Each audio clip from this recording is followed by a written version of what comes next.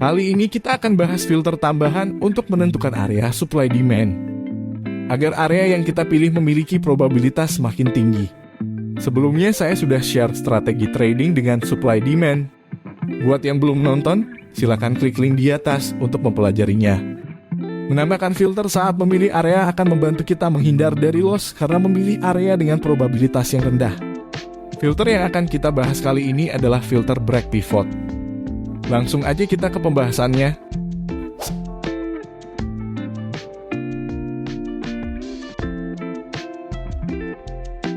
Sebelumnya, kalian bisa download dulu indikatornya pada deskripsi video.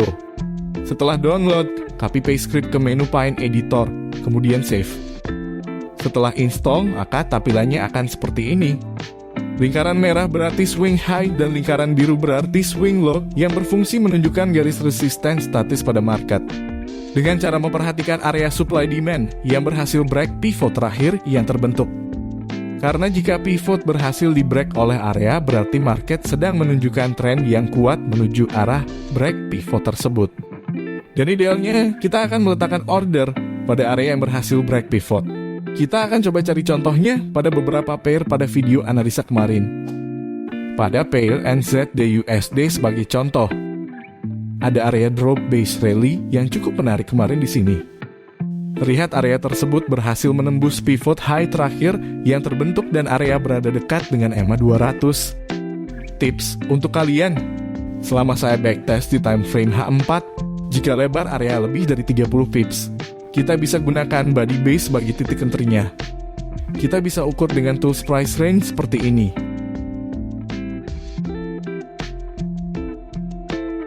Dapat kita lihat lebar area base ini adalah 56 pips. Jadi, kita bisa entry di body base-nya saja untuk memperkecil areanya. Kemudian, kita pasang Fibo Risk Reward. Untuk kalian yang belum punya, silakan gunakan settingan ini pada tools Fibonacci kalian.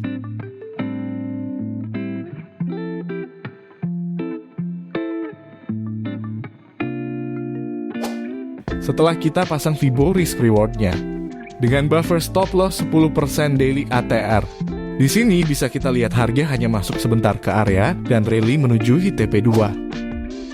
Selanjutnya pada pair Euro USD, kita memiliki area drop base rally sesuai yang ditunjukkan oleh indicator.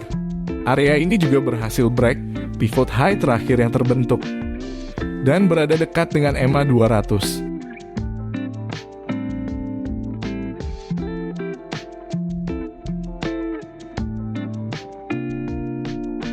Kemudian kita pasang Fibo Risk Reward dengan buffer stop loss 10% daily ATR.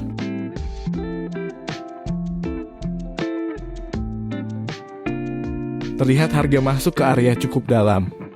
Kemudian rally menuju TP1 dan hampir menjemput TP2 sebelum akhirnya hit stop loss.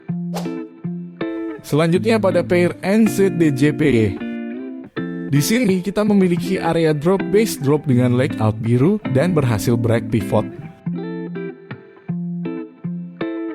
Tentunya kita perhatikan juga areanya berada dekat dengan EMA 100. Kemudian kita pasang Fibo Risk Reward dengan buffer stop loss 10% daily ATR. Dan hasilnya kemarin harga sudah menyentuh TP1, bahkan hampir menyentuh TP2. Dan sekarang harga sedang kembali ke dalam area. Kemudian kita pindah ke pair CHF-JP ya. Di sini ada area drop base drop yang menarik. Walaupun leg out keduanya yang berwarna biru. Karena area ini berhasil menembus dua pivot low terakhir. Dan ada EMA 100 di dalam areanya. Kita boleh ambil jenis area seperti ini.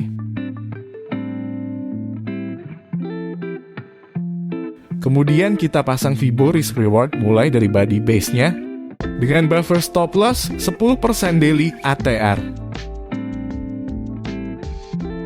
Sekarang pair ini sudah berhasil TP1 dan sepertinya akan berhasil hit TP2 minggu depan. Namun akan tertahan pada demand yang berada dekat dengan TP3. Jadi, dapat kita simpulkan bahwa dengan strategi yang sudah saya share sebelumnya, jika kita tambahkan filter break pivot dan selalu cari area yang berada dekat dengan EMA 100 atau 200, probabilitas area akan menjadi lebih besar. Untuk kalian yang mau diskusi lebih lanjut tentang supply demand, silakan gabung ke grup kami.